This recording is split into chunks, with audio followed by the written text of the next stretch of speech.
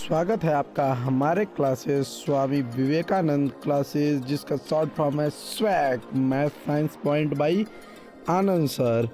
आज हम आपके लिए लाए हैं 25 महत्वपूर्ण प्रश्न जो कि हर बार किसी भी कम्पिटिटिव एग्जाम में पूछे जाते हैं, चाहे वो किसी भी प्रकार का कम्पिटिटिव एग्जाम हो, चाहे SSC, RRB, NTPC, group D.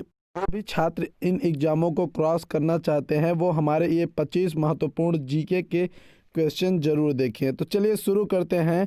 और आप लोग देख रहे हैं यहाँ पे हमारा आपको चैनल का नाम S Vivekananda classes swag math science point by Anand sir दिख रहा है। जिसको भाइयों ये मेरा पसंद आएगा वीडियो वो हमें लाइक कीजिएगा, हमें सब्सक्राइब कीजिएगा। चलिए देखते हैं, यहाँ पे दिया गया है पहला क्वेश्चन आपके स्क्रीन पे दिख रहा है कि सिरका का रासायनिक नाम क्या है।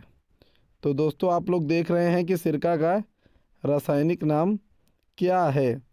तो आप लोग यहाँ पे आपको दिख रहा होगा कि सिरका का रासायनिक नाम दे रहा है कि सिरके का जो है रासायनिक नाम बताइए। चलिए तो भाइयों आप बताइए कि इसमें से क्या होगा। चलिए तो हम बताते हैं आपको, इसका सही आंसर होगा क्या, एसिटिक अम्ल। ये एसिटिक अम्ल ही इसका सही आंसर होगा। ठीक मेरे भाई।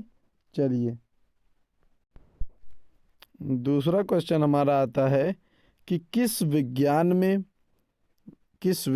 में पादप के विषय में अध्ययन किया जाता है।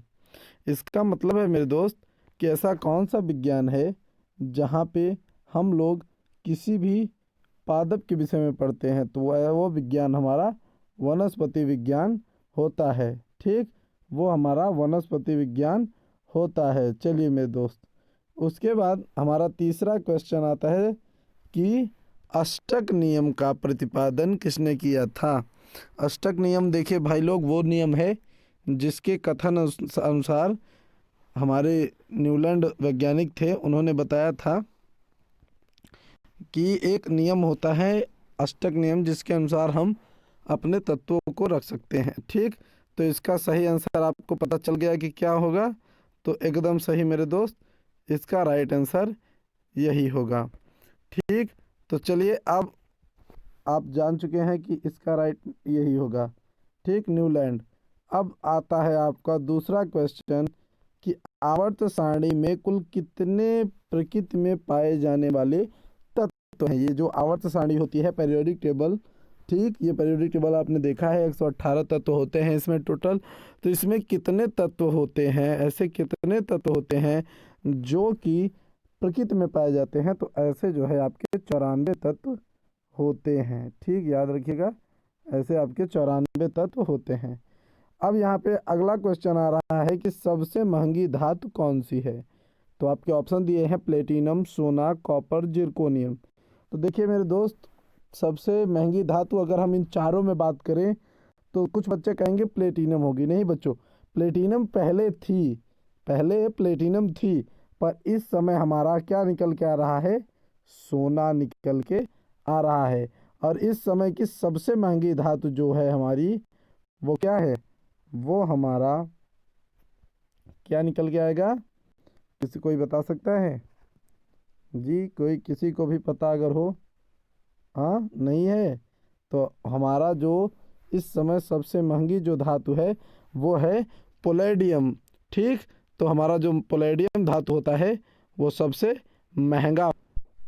तो अगला जो हमारा क्वेश्चन है उसका आप लोग यहाँ पे देख रहे हैं कि सोना यानी एयू की खोज कब हुई थी। जो सोना है हमारा, उसका खोज कब हुआ था। तो आपका पहला जो है यहाँ पे दिया गया है कि 300 बीसी पूर्व, बीसी यानी ईसा पूर्व, और ये 1000 साल पहले और 3000 से भी पहले। तो इस हमारा रियल आंसर जो होगा ये होगा 3000 से भी पहले। ठीक, तो आप लोग जान लीजिए कि जो है सबसे पहले इसी की खोज हुई थी, किसकी? एयू की। सबसे पहले सोना की खोज हुई थी मेरे दोस्तों, याद रखिएगा, सबसे पहले सोना की खोज हुई थी और इसे मिस्र देशवासियों ने ढूंढ लिया था। अगला चलते हैं, देखते हैं हमारा है कि केरोसिन में रखे जाने वाली धातु कौन सी है। तो चलिए दोस्त देखते हैं केरोसिन में रखी जाने वाली धातु कौन सी है। पहला ऑप्शन आपका दिया हुआ है कॉपर, दूसरा दिया गया है लोहा, तीसरा दिया गया है सोडियम, चौथा दिया गया है सीसा। तो आपको बता दें कि आपका सही आंसर जो होगा मेरे दोस्त, क्या हो जाएगा? हमारा सही आंसर हो जाएगा सोडियम। सोडियम हमारा एक ऐसा धातु है जिसे हम जो है केरोसिन के अंदर रखते हैं। अगर हम इसको केरोसिन से बाहर निकालेंगे तो इसमें तुरंत आग लग जाती है। चलिए अब हमारा आठवां दिया गया है कि रक्त में होमोग्लोबिन की मात्रा की कमी का कारण क्या है। ठीक, तो भैया बताना है हमें कि इसमें जो है हमारा क्या कारण होता है। चलिए तो आपको बता दें कि आयरन का जो मात्रा होता है, इसी के कारण रक्त में होमोग्लोबिन की मात्रा की कमी के कारण आयरन की कमी हो जाती है। ठीक, तो चलिए अगला क्वेश्चन दिया गया है हमारा कि जल का सूत्र क्या होता है। क्या बोल रहा है कि जल का सूत्र क्या होता है। तो क्या वो H2O होता है, क्या वो CO2 होता है, या H2SO4 होता है। तो आपकी जानकारी के लिए बता दें कि इसका रियल आंसर होगा कि H2O। ठीक, जल का सूत्र क्या होता है? H2O। अब अगला क्वेश्चन दिया गया है कि रात में तारे क्यों टिमटिमाते हैं। रात को जो आप लोग देखते होंगे रतिया को तारे टिमटिमाते रहेंगे, तो ऐसा क्यों होता है? तो आपको बता दें कि यह अपवर्तन के कारण ऐसा होता है। अब अगला पॉइंट दिया गया है कि मरीचिका कहाँ दिखती है। देखिए दोस्तों, मरीचिका वो चीज़ होती है जहाँ की आपके रेत में कभी कभी गर्मियों के मौसम में हमें ऐसा प्रतिबिंब दिखाई देता है कि जैसे कुछ दूरी पर तालाब हो। तो रेगिस्तान यानी बालू में दिखता है, तो रेगिस्तान में मरीचिका दिखाई देती है। चलिए अब अगला आपका 10-11 नंबर का जो क्वेश्चन आ रहा है वो है कि गति के कितने नियम हैं। ठीक, गति के कितने नियम हैं? गति के हमारे 3 नियम हैं। ठीक, जिसे न्यूटन ने दिया था। तो गति के जो है ये नियम है। तो कितने नियम हैं मेरे दोस्तों? गति के 3 नियम हैं। चलिए, बल्ब का आविष्कार किसने किया था? बल्ब का आविष्कार आपके ऑप्शन दिए गए हैं यहाँ पे, एडिसन, मैडम क्यूरी, इमर्सन और फाउंटेन। तो फाउंटेन ने किया था? नहीं। किसने किया था? एडिसन ने। किसने किया था? एडिसन ने। बहुत मेहनत किया, इनका पूरा नाम थॉमस अल्वा एडिसन था। ठीक, चलिए अब अगला पॉइंट आता है आपका कि जीव विज्ञान का पिता किसे कहा जाता है। जो जीव विज्ञान के पिता हैं वो किसे कहा जाता है। तो आपकी जानकारी के लिए बता दें कि जीव विज्ञान का जनक या पिता अरस्तु को माना जाता है।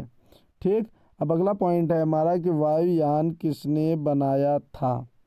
यहाँ पे ऑप्शन दिया गया है कि क्या वो राइट ब्रदर्स थे, या राइट सिस्टर थे, या हेलोराइट थे। तो इसका सही आंसर है दोस्तों, राइट ब्रदर ने वायुयान बनाया था। इन्होंने पहला वायुयान बनाया था। अब अगला पॉइंट आता है हमारा कि साधारण नमक का सूत्र क्या है। तो क्या साधारण नमक का सूत्र NaCl है, क्या वो KCl है, क्या Na2SCO3 है। तो इसका राइट आंसर आएगा मेरे दोस्त कि NaCl इसका जो है राइट आंसर है। तो अगला क्वेश्चन है हमारा 16वां नंबर कि रक्त लाल क्यों होता है। क्या हीमोग्लोबिन के कारण या विटामिन के कारण। तो रक्त लाल क्यों होता है मेरे दोस्त? होमोग्लोबिन के कारण। ठीक, याद रखिएगा।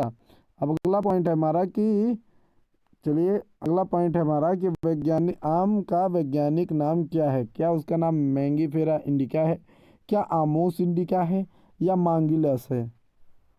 तो मेरे दोस्त इसका सही होगा आंसर क्या? मैंगनीफेरा इंडिका। अगला हमारा पॉइंट आता है मेढक का वैज्ञानिक नाम क्या है। तो मेढक का वैज्ञानिक नाम क्या? राना टिग्रीना है, या बुबालस है, या फ्रोगोजीना है। ठीक, तो हम बता देते हैं कि इसका रियल आंसर क्या है? राना टिग्रीना। ठीक, अब चलिए देखते हैं अगला पॉइंट आ रहा है कि आवर्त सारणी पहले किसने बनाई थी। ठीक, तो आपको बता दें कि सबसे पहले आवर्त सारणी मेंडलीफ ने बनाई थी। ठीक, चलिए अगला पॉइंट देखते हैं क्या है। फिर आ रहा है कि आधुनिक जो है आवर्त सारणी किसने बनाया था। तो इसका सही आंसर है मोजले ने। जब इन्होंने आपकी मेंडलीफ ने जब पहली बार आवर्त सारणी बनाई तो इन्होंने बताया कि भौतिक जो इसके भौतिक गुणधर्म होंगे वो रासायनिक गुण भौतिक व रासायनिक गुणधर्म परमाणु भार के आवर्ती फलन होते हैं। पर मोजले ने कहा नहीं भैया ऐसा नहीं होता, जो ये होते हैं इनके भौतिक एवं रासायनिक गुण वो आवर्ती फलन होते हैं पर परमाणु भार के नहीं, परमाणु क्रमांक के। और इन्होंने परमाणु क्रमांक के स्थान पे हाइड्रोजन को पहले रखा और लास्ट में आपका जो है वो है यूनोनो केटियम। ठीक, यूनोनो केटियम या ऑग्नेशियंस को दिखाया जाता है। चलिए आपका अगला पॉइंट आता है कि पीएच का फुल फॉर्म क्या होता है। तो आपको जानकारी के लिए बता दें कि इसे पोटेंशियल ऑफ हाइड्रोजन या पावर ऑफ हाइड्रोजन कहते हैं। ठीक, ये पोटेंशियल का अर्थ कहीं कहीं पे आप देखोगे लैटिन भाषा में इसे कहेंगे पुसांस, पोटेंशियल को पुसांस कह देंगे, जिसका अर्थ होता है क्या, जिसका अर्थ होता है शक्ति। क्या होता है मेरे दोस्त, शक्ति। और इसी शक्तिया को हम किससे बता देते हैं, पावर से।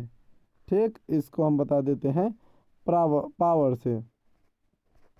चलिए अगला क्वेश्चन आता है हमारा कि कौन सी अधातु कौन सी, ये देखिए क्वेश्चन दिया गया है कि कौन सी अधातु द्रव के रूप में होती है। ऐसी कौन सी, क्या वो कार्बन है, क्या वो ब्रोमीन है, क्या वो नाइट्रोजन है, क्या वो सल्फर है। तो हाँ मेरे दोस्त वो ब्रोमीन है, उसका सही आंसर है का ब्रोमीन। तो कौन सी अधातु, अगली पॉइंट है आपकी, कौन सी अधातु विद्युत सुचालक होती है। तो इसका रियल आंसर आता है मेरे दोस्त ग्रेफाइट। ऐसा एक धातु होता है जो विद्युत के लिए सुचालक होता है, यानी विद्युत का अच्छा चालन करता है। आपको बता दें कि जो अच्छे से चालन करेगा किसका, विद्युत का, वो सुचालक होगा। और जो रुक के या फिर एकदम नहीं, एकदम प्रवाहित नहीं करेगा वो कुचालक होगा। ठीक, चलिए अब आता है हमारा 24वां नंबर जो है वो क्या है कि कौन सी अधातु, ऐसा कौन सा अधातु होता है जो चमकदार होती है।